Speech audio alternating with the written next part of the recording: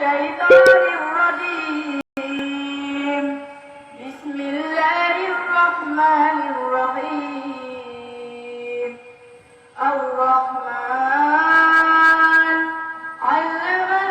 القرآن خلق الإنسان علمه البيان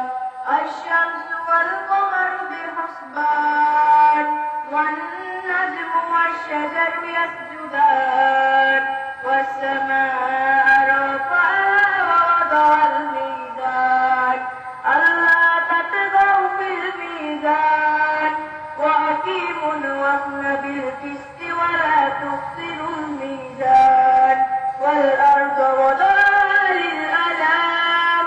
فيها فاكهة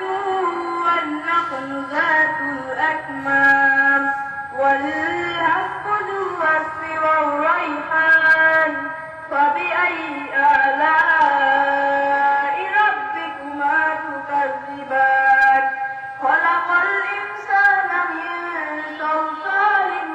كالفخار وخلق الجن من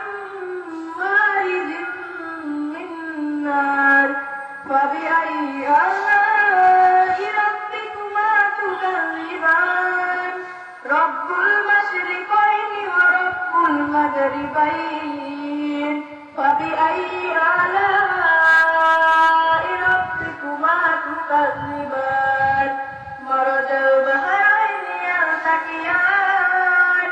بينهما برزخ لا يبغيان فبأي آلاء ربكما تكذبان يخرج منهما اللؤلؤ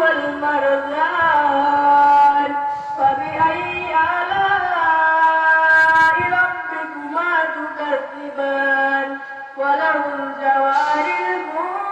المنشآت في البحر كالأعلام فبأي آلاء ربكما تكذبان كل ما عليها فان ويبقى وجه ربك ذو الجلال والإكرام فبأي آلاء ربكما تكذبان يسأله من في السماوات والأرض كل يوم هو في شأن